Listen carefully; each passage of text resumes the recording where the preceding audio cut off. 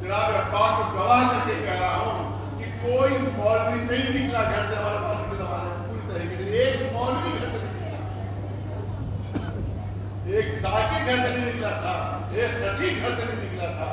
हम खड़े होते थे कर्फ्यू लगा हुआ बाजारे के सामने, लाठियां पुलिस की चल रही हैं, लड़के जख्मी हो रहे हैं, नौजवान जख्मी हो रहे हैं, मैं खड़ा हुआ मेरे पास किसी मौलवी को तौफीक नहीं करते निकल सकते नहीं आए। ये सब जबानी अल्फाजियां मिंबर पर है, मिंबर तो उतरे तो इससे क्या मैं करूँ कि साथ फुटबॉल का हवा निकल जाती है, हवा निकल जाती है, इससे कोई तवक्को नहीं रखी। बड़े बड़े खतीब जो मिंबर को हिलाया करते हैं, ये सिर्फ मिंबर की जीनत है, मैदान अमल में इसके बड़ा कोड़ा कोई नहीं है, तो इससे बड़ा बुज़दिल कोई नहीं है। एक सलवात है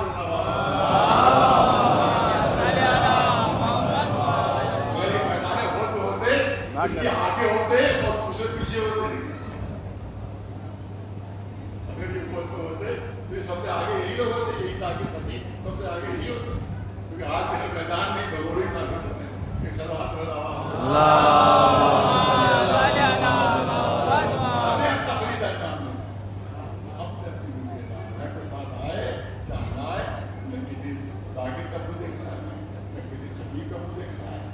मौलाना का मुझे देखना है, हमें अपना फरीदा नाम देना है, तो फरीदा इंशाअल्लाह नाम दिया जाएगा।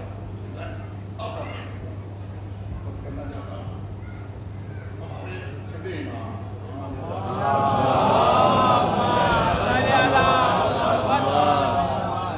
जब भी किसी मोमिन में ताक़त की जाए,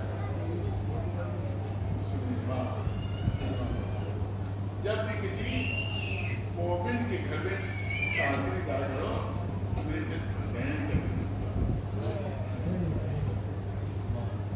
जिद हुसैन का भी क्या करो, क्योंकि जब तुम मुसीबतों का तबला की जिक्र करोगे तो उसके जख्मों को पता मिल जाएगा कि आज मेरा मौला इतनी मुसीबतों में गया था, जिसके मुकाबले में हमारी मुसीबत में कोई है नहीं है।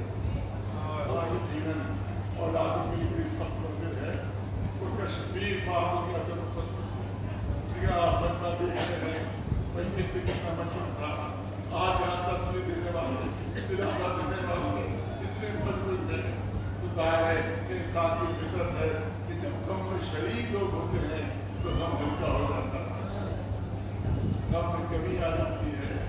लेकिन आकर करबला की मंजिल देख लो, कितना औलादे हैं, यहाँ बहने हैं, यहाँ बेटियां हैं, बेटा है जिसके हाथ पे हथकड़ी है, जिसके पाँव में बेड़ियां हैं, जिसके गले में तोहफे खारदार है और उसको उस तरह से देखा जा रहा है कि दाएं बेकफन लाशें पड़ी पड़े। रिवायत कहती है कि जैसे इमाम नाज़रीन की निगाह इन बेकफन लाशों पर पड़ी तो चेहरा सर्द हो गया। नहीं पूरी किताब पढ़ने की जाती है, बात पढ़ना चाहता हूँ।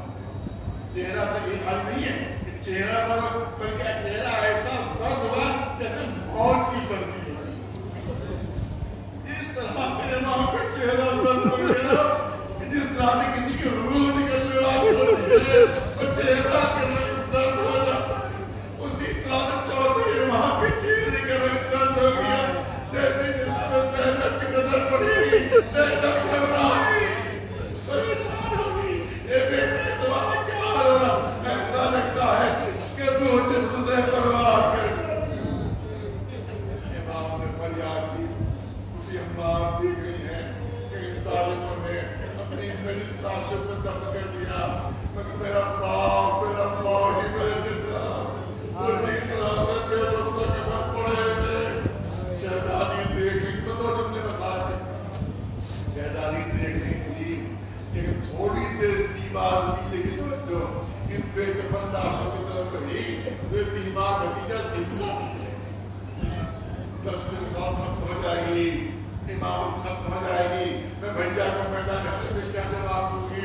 शहजादी चाहती थी कि थोड़ी ही देर के लिए सही इस बीमार भतीजे की तवज्जो इन बेकफन लाशों से हट जाए।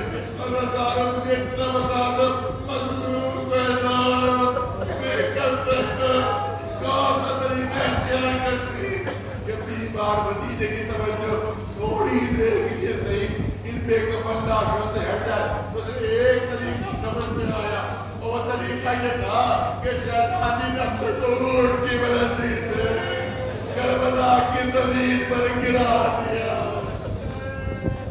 ताकि बीमार भतीजे की तवज्जो लाशों से हटकर मेरी तरफ हो जाए।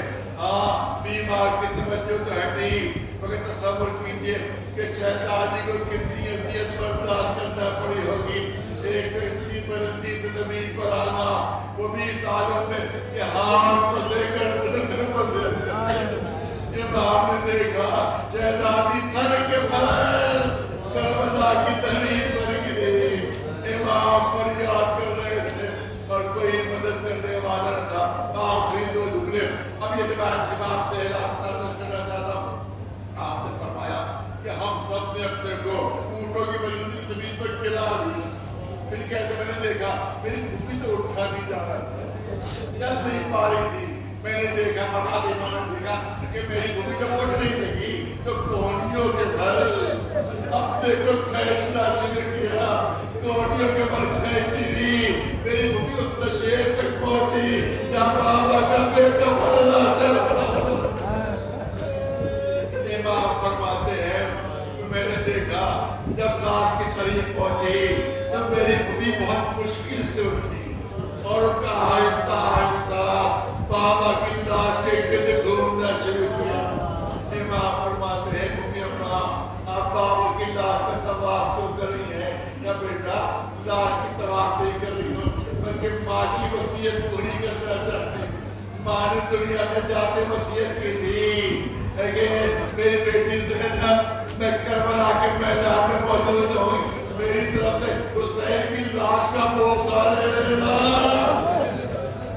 ये बेटा मैं लाश के गिर्द कई मरतबा घूम चुकी, मगर भैया की जिसमें कोई जगह सबसे खाली नहीं मिली है। मैं माँ की वसीयत कैसे पूरी करूं?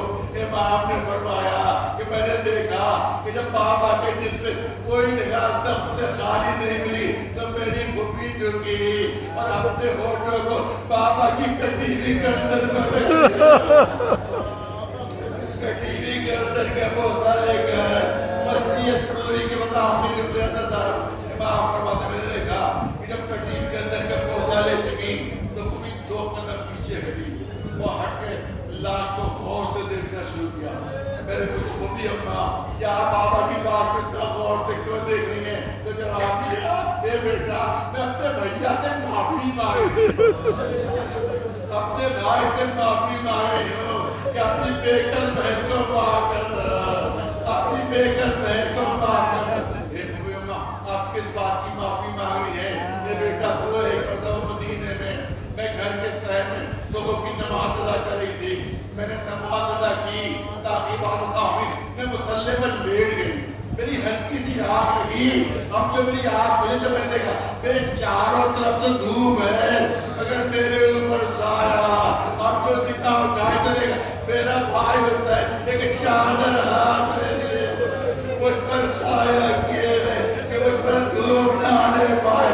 और मेरे कदम दिया ये इंसान कभी भूलोगी नहीं, इस पर भाई की लाश धूप में बेकफन पड़ी, बहन के सर पर चादर दी, बहन भाई से माफी मांगी। ए भैया अगर दुश्मनों ने सर पर चादर नहीं दी होती तो तुम्हारी लाश धूप में बेकफन न होती। अपनी बंदूक बहन को माफ कर दो, अपनी